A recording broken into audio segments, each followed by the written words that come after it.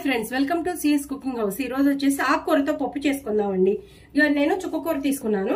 ఈ చుక్కకూర పప్పు చేసుకున్నాం. చాలా తేలిగ్గా, చాలా త్వరగా అయిపోయి 5 నిమిషాల్లో అయిపోయేటట్టు నేను చూపిస్తాను. ఇప్పుడు ఎలా చేయాలో చూద్దాం.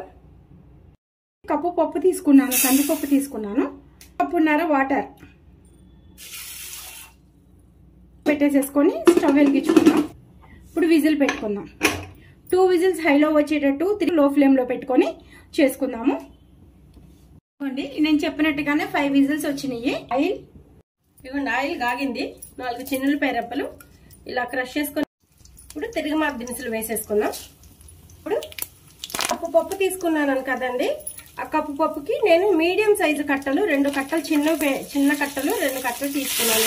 కూర చాలా ఫాస్ట్ గా మగ్గిపోయిందండి. పప్పు మాత్రం 5 నిమిషాలు అయిపోయి అన్ని రెడీగా ఉంటాయి కనుక. పచ్చిమిర్చి, ఒక పెద్దది ఉల్లిపాయ తీసుకున్నాను. వీటిని ఒకసారి కలుపుకున్నామండి. కూరకి మూత పెట్టకూడదండి, ఎందుకంటే మూత పెడితే పచ్చగా కనిపించదు పప్పు. ఇప్పుడు ఆకుపచ్చగా ఉంటాయి కదా ఆకులు, అలా కనిపించు, నల్లగా ఉన్నట్టుగా ఉంటది. ఇప్పుడు మూత పెట్టద్దు, అదే మగ్గుతూ ఉంటది. ఇప్పుడు టేస్ట్కి సరిపడా సాల్ట్, కొంచెం పసుపు, కారం, పచ్చిమిర్చి వేసాం కదండి, ఒకసారి చూసి వేసుకోండి. నేను చిమ్ములోనే చేసుకుంటాను. నేను మీకు కూడా అలానే చూపిస్తున్నా. లో ఫ్లేమ్లో ఉంటే కూర రుచిగా ఉంటుంది. నీళ్లు ఎక్కువ పట్టవు, చాలా తక్కువ పడతాయి. ఇప్పుడు దీనికి అవసరం లేదండి, లాస్ట్లో కొంచెం వాటర్ పోసుకుంటే సరిపోయింది. అందుకని చెప్పేసి నేను ఏ కూర చేసినా కానీ లో ఫ్లేమ్లోనే పెట్టుకుంటాను. ఒక 2 నిమిషాలు ఇలా వదిలేసేద్దాము. ఇదిగోండి, చుక్కకూర మగ్గిపోయింది కదా. ఉల్లిపాయ దీంట్లో మనకి పచ్చిమిర్చి కానీ ఈ ఉల్లిపాయ కానీ ఏ కచ్చా బచ్చా కంటే హాఫ్ బాయిల్డ్ ఉంటే చాలా టేస్ట్ బాగుంటుందండి. నేనైతే అలానే చేసుకుంటాను చుక్కకూర పప్పుకి. అందుకని చెప్పేసి మీకు అలానే చూపిస్తున్నాను, చాలా బాగుంటుంది. ఇదిగోండి, ఇప్పుడు ఎక్కువేమీ అవసరం లేదు. ఉల్లిపాయ పంటి కింద కరకరలాడుతుంటే మాత్రం టేస్ట్ అయితే చాలా బాగుంటుంది.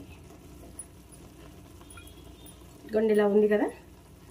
ఇదిగోండి, అలా చాలు, హాఫ్ బాయిల్డ్ అయిపోయింది.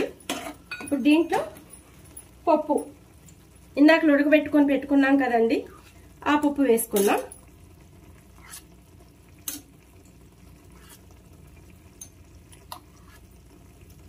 ఇప్పుడు ఒకసారి కలిపేసుకున్నాం. ఇప్పుడు కొంచెం వాటర్ పోసుకుందాం. ఎక్కువ అవసరం లేదండి, వాటర్ కొంచెం అయితే సరిపోతుంది.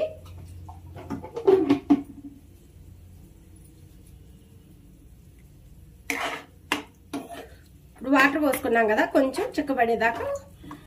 ఇగోండి, ఇప్పుడు కొత్తిమీర వేసుకున్నాం. చాలా సర్వింగ్ బౌల్లో తీసుకున్నామండి. ఇది రైస్లోకి కానీ రోటీలోకి కానీ చాలా బాగుంటుందండి. చుక్కకూర పప్పు రెడీ అయిపోయింది. ఎంతో టేస్టీగా, చాలా టేస్ట్ బాగుంటుందండి. మా వీడియో కనుక నచ్చినట్టయితే లైక్ చేయండి, షేర్ చేయండి, సబ్స్క్రైబ్ చేసుకోండి. మీరు ట్రై చేయండి. మీకు ఎలా వచ్చిందన్నది కామెంట్ బాక్స్లో కామెంట్ చేయండి.